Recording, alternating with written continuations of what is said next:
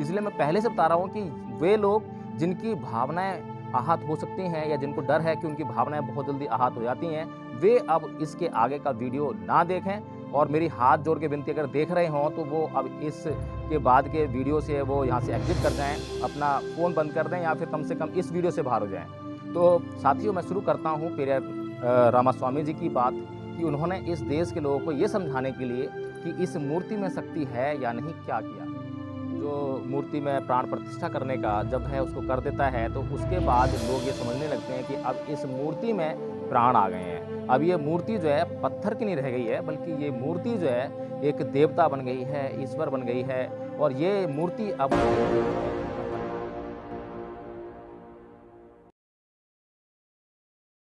जय भीम, नमो बुद्ध। साथियों, एक थे कार्ल मार्क्स जिन्होंने ये सिद्धांत दिया कि धर्म अफीम का नशा है और उन्होंने ईश्वर और ईश्वरी सत्ता दोनों को सिरे से नकार दिया। उसके बाद एक थे डॉक्टर अंबेडकर जिन्होंने धर्म को नशा तो समझा, लेकिन धर्म को व्यक्ति के जीवन के लिए बहुत ही ज़रूरी समझा और उन्होंने धर्म को अपने जीवन से समाप्त नहीं किया बल्कि धर्म का परिवर्तन किया। जो चीज़ें उनके जीवन में ख़राब हो गई थीं उनको बदल दिया।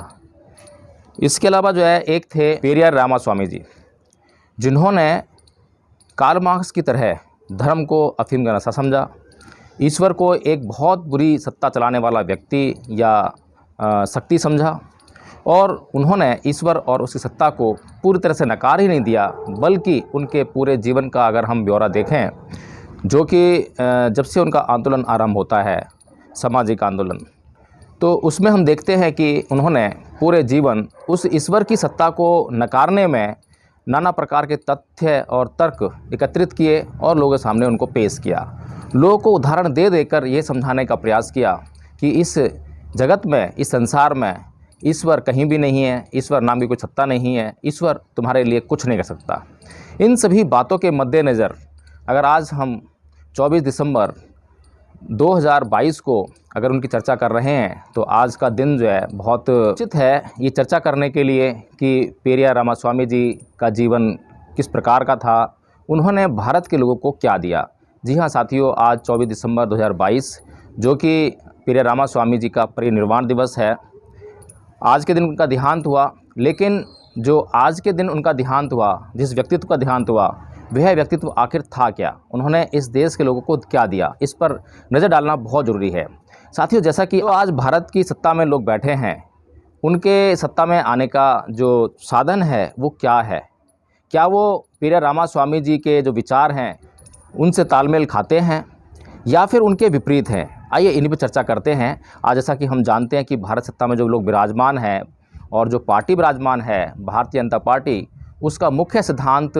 राजनीति में और सत्ता में विराजमान होने का यही है कि वो हिंदुत्व की बात करती है, हिंदुत्व को इस देश में लागू करना चाहती है, इस देश को हिंदू राष्ट्र का सपना दिखा दिखा कर इस देश के लोगों को गुमराह कर करके सत्ता में आई है और आगे भी वह जो है अगर हम कहें कि आगे भी अभी उसका जो रथ है, जो उसका अभियान है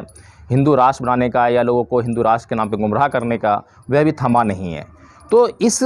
दिशा में आज पेरियार रामास्वामी जी बहुत ही महत्वपूर्ण हो जाते हैं इस देश के लिए कि उन्होंने इस देश के लोगों को जो हिंदू राष्ट्र है उसकी कल्पना के बारे में उनके क्या विचार थे। तो साथियों, जैसा कि हम जानते हैं कि इस देश के लोग जो अंधविश्वास, गैर ज़रूरी परंपराएँ, गैर ज़रूरी रीति रिवाज, पाखंड, इन सब में इतनी बुरी तरह से फंसे हुए हैं कि वे उससे या तो बाहर निकलना नहीं चाहते हैं या फिर वे निकलना चाहते हैं, लेकिन उनको समझ में नहीं आता है कि क्या पाखंड है, क्या गैर ज़रूरी परंपरा है और क्या गैर ज़रूरी रीति रिवाज हैं और उनके जीवन की जो है मौलिक आवश्यकताएं क्या हैं। क्या इन रीति रिवाज, इन परंपराओं, इन पाखंडों से उनके जीवन की ज़रूरतें पूरी हो रही हैं या नहीं हो रही हैं। तो इस देश के लोगों को एक तो ये समझ में नहीं आता है, दूसरा सबसे बड़ा जो उनके भीतर एक डर है कि जो ईश्वर और ईश्वरी सत्ता जो है, ईश्वरी शक्ति जो है, उसके खिलाफ जो है वो किसी भी प्रकार की बात नहीं कर सकते हैं, कोई विद्रोह नहीं कर सकते हैं। विद्रोह करना तो बहुत दूर की बात है कि उसके खिलाफ किसी प्रकार की चर्चा ना तो वो कर सकते हैं, ना वो सुन सकते हैं। और ऐसा आजकल हम इस देश में देख रहे हैं कि हिंदुओं की भावनाएं ज़रा सी बात पर बड़ी जल्दी आहत हो जाती हैं। तो जिन लोगों की इतनी जल्दी से भावनाएं आहत हो जाती हों, जो पत्थर की मूर्तियां हैं उनकी वे इज्जत करना चाहते हों, उनमें वे शक्तियां ढूंढते हों, तो ऐसे लोगों की जो मनोदशा है उसको समझा जा सकता है। तो जो सबसे महत्वपूर्ण जो बात है वो ये है कि इस देश के लोग इन मूर्तियों में शक्ति ढूंढते हैं। इन मूर्तियों में जैसा कि पंडा पुजारी उनको जो है कोई मूर्ति जिसका निर्माण की कोई कुम्हार करता है, कोई जो मूर्ति तराशने वाला होता है वो करता है, और वह पत्थर की मूर्ति को तराश कर उसकी मूर्ति बना देता है। उसको फिर मंदिर में लेकर आते हैं, उसको वहाँ स्थापित करते हैं। उसके बाद पंडे पुजारी आते हैं और पंडे पुजारी जो लोगों को ये समझाने का काम करते हैं कि अब इस मूर्ति में प्राण प्रतिष्ठा की जाएगी, यानी कि प्राणों की स्थापना वहाँ पे की जाएगी मूर्ति में। और जब वो जो उसका पाखंड है, जो उसका धार्मिक जो पाखंड है, जो मूर्ति में प्राण प्रतिष्ठा करने का जब वह उसको कर देता है, तो उसके बाद लोग ये समझने लगते हैं कि अब इस मूर्ति में प्राण आ गए हैं। अब ये मूर्ति जो है पत्थर की नहीं रह गई है, बल्कि ये मूर्ति जो है एक देवता बन गई है, ईश्वर बन गई है, और ये मूर्ति अब उनके जीवन में उनका कल्याण करने वाली है। इस तरह की धारणा में जीने वाले इस देश के लोग, इस देश के लोगों को इस धारणा से निकालने के लिए जो पेरियार रामास्वामी जी हैं, उन्होंने क्या किया, ये बहुत ही महत्वपूर्ण है। तो साथियों, आपको जानकर बहुत हैरानी होगी और हो सकता है कि इस देश के एक वर्ग की भावनाएँ जो हैं फिर से आहत होने लगें ये बात सुनकर। इसलिए मैं ये उम्मीद करता हूँ, इसलिए मैं पहले से बता रहा हूँ कि वे लोग जिनकी भावनाएँ आहत हो सकती हैं या जिनको डर है कि उनकी भावनाएँ बहुत जल्दी आहत हो जाती हैं, वे अब इसके आगे का वीडियो ना देखें। और मेरी हाथ जोड़ के विनती, अगर देख रहे हों तो वो अब इसके बाद के वीडियो से वो यहाँ से एग्ज़िट कर जाएँ, अपना फ़ोन बंद कर दें या फिर कम से कम इस वीडियो से बाहर हो जाएँ। तो साथियों, मैं शुरू करता हूँ पेरियार रामास्वामी जी की बात, कि उन्होंने इस देश के लोगों को ये समझाने के लिए कि इस मूर्ति में शक्ति है या नहीं, क्या किया। तो साथियों, पेरियार रामास्वामी जो है तमिलनाडु के रहने वाले थे, और तमिलनाडु के जिस हिस्से में वे रहते थे उस हिस्से में एक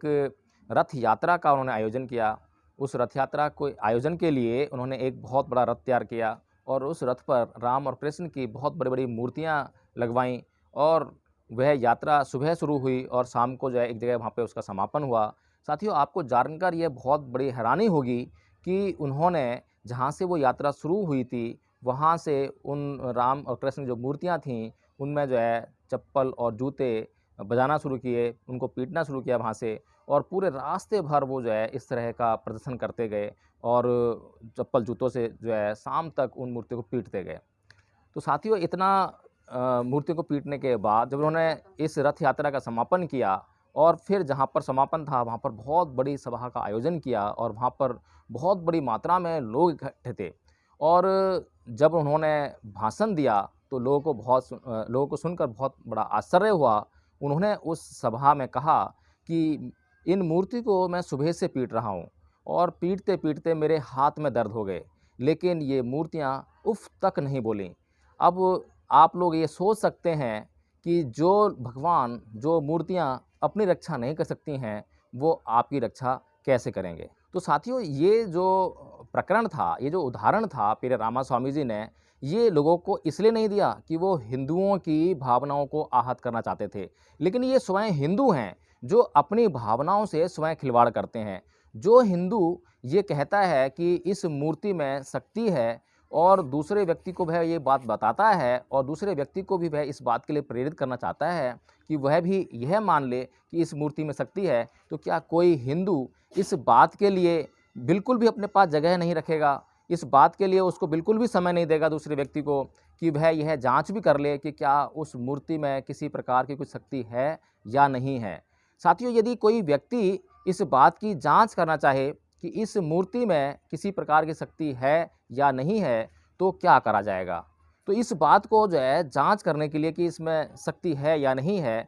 तो उसकी जाँच करने के लिए जो पेरियार रामास्वामी जी ने किया, उससे किस प्रकार से अब हिंदुओं की भावनाएँ आहत होती हैं, ये सोचने और समझने वाली बात है। या तो आप ऐसी कुछ बात ही मत बोलिए जिसके पीछे बहुत सामान्य से तर्क मौजूद हों और आपकी बात जो है वैसे ही वो जो रेत का जो महल होता है उसकी तरह भरभरा के गिर जाए। जैसी आपने बात की वैसे ही आपकी बात ख़त्म हो गई। इस तरह की बातें, उल-जुलूल की बातें करने का क्या फ़ायदा है? आप कम से कम कुछ ऐसे तर्क पेश कीजिए, ऐसी बातें कीजिए जो कि मानव कल्याण के लिए हों, इस देश के हित के लिए हों। ज़रा सी भी बुद्धि होगी तो वो सोचने में मजबूर होगा कि जो व्यक्ति मुझे ये कह रहा है कि इस मूर्ति में शक्ति है, तो ज़रा मैं जाँच तो कर लूँ। और जब वो जाँच करेगा तो जाँच किस तरह से होगी, ये बहुत ही सोचने वाली बात है, जो कि इस देश के लोग ये सोचने का काम बिल्कुल भी नहीं करते हैं। और यहीं पर बस ये जो भारतीय जनता पार्टी, आरएसएस जो इस देश के लोगों को गुमराह करने में कामयाब हो जाती है, ये इसी वजह से कामयाब हो जाती है कि इस देश के लोग जो है तनिक भी सोचने का काम नहीं करते हैं। साथियों, इसके अलावा जो है पेरिया रामास्वामी जी ने एक काम और किया था, एक उदाहरण ज़िंदगी का और है। ऐसा सुना जाता है कि एक बार एक ब्राह्मण को प्रधानमंत्री नेहरू ने गवर्नर बनाकर तमिलनाडु भेज दिया, और जिसको कि पेरिया रामास्वामी जी ने उसका विरोध किया और ये कहा कि ये जो ब्राह्मण गवर्नर है, ये हमें बिल्कुल नहीं चाहिए और हमें यहाँ पर ब्राह्मण गवर्नर नहीं चाहिए, इसको आप वापस ले लीजिए। लेकिन साथियों, प्रधानमंत्री नेहरू जी ने उनकी बात को बिल्कुल ही इनकार कर दिया और उस गवर्नर को वहाँ से नहीं हटाया। तो पेरिया रामास्वामी जी ने फिर क्या किया, ये बहुत ही दिलचस्प कहानी है। उन्होंने जो है एक सभा का आयोजन किया, जहाँ पर कि हज़ारों की संख्या में उनके लोग इकट्ठा हुए और उनको जो है संबोधित करते हुए ये उन्होंने कहा, सबको एक-एक लाठी पकड़ा दी, सबको एक-एक चाकू पकड़ा दिया, सबको एक-एक जो है तेल की शीशी पकड़ा दी, जिसमें कि मिट्टी का तेल या पेट्रोल जो भी है, मतलब जलाने वाला वो था, सामग्री थी, और उनको जो है एक माचिस